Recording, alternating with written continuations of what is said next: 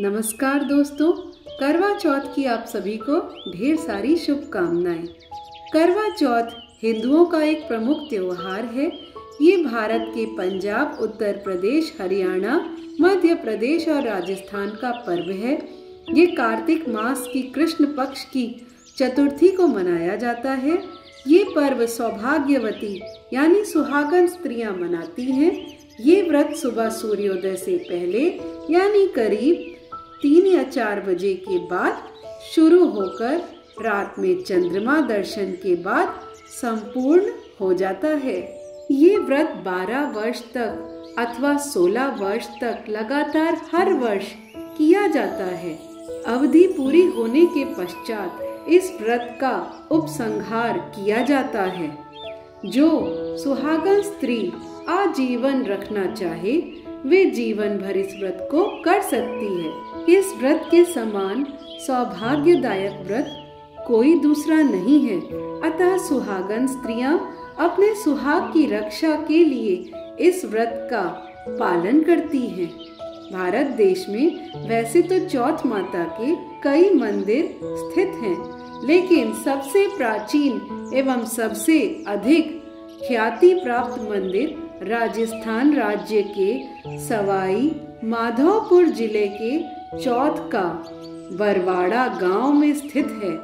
चौथ माता के नाम से इस गांव का नाम बरवाड़ा से चौथ का बरवाड़ा पड़ गया है। चौथ माता मंदिर की स्थापना महाराज भीम सिंह चौहान ने की थी। अब सुनिए करवा चौथ व्रत की पहली कथा। बहुत समय पहले की बात है। एक साहूकार के 7 बेटे और उनकी एक बहन करवा थी। सभी 7 भाई अपनी बहन से बहुत प्यार करते थे, यहाँ तक कि वे पहले उसे खाना खिलाते, बाद में स्वयं खाते थे। एक बार उनकी बहन ससुराल से मायके आई हुई थी। शाम को भाई जब अपना व्यवसाय बंद कर घर आए तो देखा कि उनकी बहन बहुत व्याकुल थी। सभी भाई खाना खाने बैठे और अपनी बहन से भी खाने का आग्रह करने लगे, लेकिन बहन ने बताया कि उसका आज करवा चौथ का निर्जला व्रत है और वो खाना सिर्फ चंद्रमा को देखकर ही और उसे अर्घ देकर ही खा सकती है, क्योंकि चंद्रमा अभी तक नहीं निकला, इसलिए वो भूख प्यास से व्याकुल हो उठी है।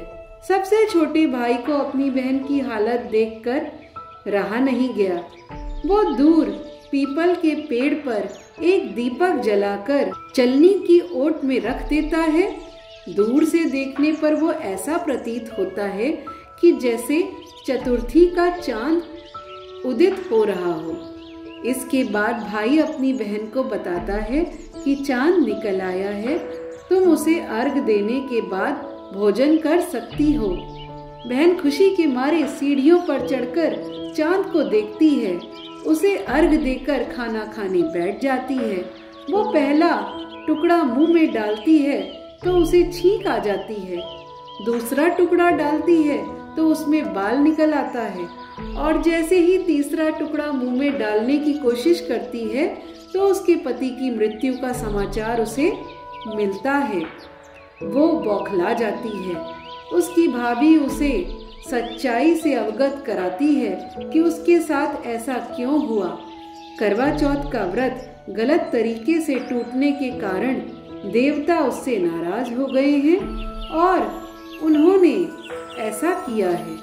सच्चाई जानने के बाद करवा निश्चय करती है कि वो अपने पति का अंतिम संस्कार नहीं होने देगी और अपने सतीत्व से उन्हें पुनर्जीवित कर देगी। वो पूरे 1 साल तक अपने पति के शव के पास बैठी रहती है, उसकी देखभाल करती है। उसके ऊपर उगने वाली सुई नुमा घास को वो एकत्रित करती जाती है। 1 साल बाद फिर करवा चौथ का दिन आता है। उसकी सभी भाभियां करवा चौथ का व्रत रखती हैं। जब भाभियां उससे आशीर्वाद लेने आती हैं तो वो प्रत्येक भाभी से यम सुई ले लो, पिय सुई दे दो, मुझे भी अपनी जैसी सुहागन बना दो, ऐसा आग्रह करती है। लेकिन हर बार भाभी उसे अगली भाभी से आग्रह करने का कह चली जाती हैं। इस प्रकार जब छठे नंबर की भाभी आती है तो करवा उससे भी यही बात दोहराती है। वो भाभी उसे बताती है कि क्योंकि सबसे छोटे भाई की वजह से उसका व्रत टूटा था, अतः उसकी पत्नी में ही शक्ति है कि वो तुम्हारे पति को दोबारा जीवित कर सकती है। इसलिए जब वो आए तो तुम उसे पकड़ लेना और जब तक वो तुम्हारे पति को जिंदा ना कर दे उसे नहीं छोड़ना। ऐसा कहकर वे चली जाती है। सबसे अंत में छोटी भाभी आती है। करवा उससे भी सुहागन बनने का आग्रह करती है, लेकिन वो टाल मटोल करने लगती है। उसे देखकर करवा उन्हें जोर से पकड़ लेती है और अपने सुहाग को जिंदा करने के लिए कहती है। भाभी उसे छुड़ाने के लिए नोचती है, खसोटती है, लेकिन करवा उसे छोड़ती नहीं है। अंत में उसकी तपस्या को देखकर भाभी पसीज जाती है और अपनी छोटी उंगली को चीरकर उसमें से अमृत उसके पति के मुंह में डाल देती है। करवा का पति तुरंत श्री गणेश कहता हुआ उठ बैठता है। इस प्रकार प्रभु कृपा से उसकी छोटी भाभी के माध्यम से करवा को अपना सुहाग वापस मिल जाता है। हे श्री गणेश, माँ गौरी जी, जिस प्रकार करवा को चीर सुहाग का वरदान आपसे मिला है, वैसा ही सब सुहागिनों को मिले। जय करवा माता की। अब दूसरी कथा। इस दूसरी कथा का सार ये है कि शाकप्रस्थपुर वैद्य धर्मा ब्राह्मण की विवाहित पुत्री वीरवती ने करवा चौथ का व्रत किया था। नियम अनुसार उसे चंद्रोदय के बाद भोजन करना था, परंतु उससे भूख नहीं सही गई और वो व्याकुल हो उठी। उसके भाइयों से अपनी बहन की व्याकुलता देखी नहीं गई और उन्होंने पीपल की आड़ में आतिशबाजी का सुंदर प्रकाश फैलाकर चंद्रोदय दिखा दिया और वीरवती को भोजन करा दिया। परिणाम ये हुआ कि उसका पति तत्काल अदृश्य हो गया। अधीर वीरवती ने 12 महीने तक प्रत्येक चतुर्थी को व्रत रखा और करवा चौथ के दिन उसकी तपस्या से उसका पति पुनः प्राप्त हो गया। जय करवा चौथ माता की। अब सुनते हैं करवा चौथ माता की तीसरी कथा। एक समय की बात है कि एक करवा नाम की पतिव्रता स्त्री अपने पति के साथ नदी के किनारे के गांव में रहती थी। एक दिन उसका पति नदी में स्नान करने गया। स्नान करते समय वहां एक मगर ने उसका पैर पकड़ लिया। वो मनुष्य करवा करवा कह के अपनी पत्नी को पुकारने लगा। उसकी आवाज सुनकर उसकी पत्नी करवा भागती चली आई और आकर मगर को कच्चे धागे से बांध लिया। मगर को बांधकर यमराज के यहाँ पहुंची और यमराज से कहने लगी, हे भगवान, मगर ने मेरे पति का पैर पकड़ लिया है। उस मगर को पैर पकड़ने के अपराध में आप अपने बल से नरक में ले जाओ। यमराज बोले, अभी मगर की आयु शेष है, अतः मैं उसे नहीं मार सकता। इस पर करवा बोली, अगर आप ऐसा नहीं करोगे तो मैं आपको श्राप देकर नष्ट कर दूंगी। सुनकर यमराज डर गए और उस पतिव्रता करवा के साथ आकर मगर को यमपुरी भेज दिया और करवा के पति को दीर्घायु दी।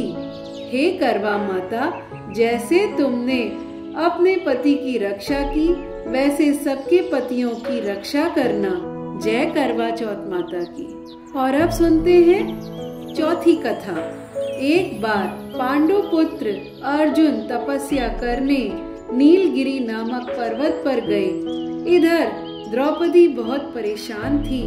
उनकी कोई खबर न मिलने पर उन्होंने कृष्ण भगवान का ध्यान किया और अपनी चिंता व्यक्त की। कृष्ण भगवान ने कहा, बहन, इसी तरह का प्रश्न एक बार माता पार्वती जी ने शंकर जी से किया था। पूजन कर चंद्रमा को अर्घ्य देकर फिर भोजन ग्रहण किया जाता है। सोने चांदी या मिट्टी के करवे का आपस में आदान प्रदान किया जाता है, जो आपसी प्रेम भाव को बढ़ाता है। पूजन करने के बाद महिलाएं अपने सास ससुर एवं बड़ों को प्रणाम कर उनका आशीर्वाद लेती हैं। तब शंकर जी ने माता पार्वती को करवा चौथ का व्रत बतलाया। इस व्रत को करने से स्त्रियां अपने सुहाग की रक्षा हर आने वाले संकट से वैसे ही कर सकती हैं जैसे एक ब्राह्मण ने की थी। प्राचीन काल में एक ब्राह्मण था, उसके 4 लड़के एवं एक गुणवती लड़की थी। एक बार लड़की मायके में थी, तब करवा चौथ का व्रत पड़ा। उसने व्रत को विधि पूर्वक किया, पूरे दिन निर्जला रही, कुछ खाया पिया नहीं।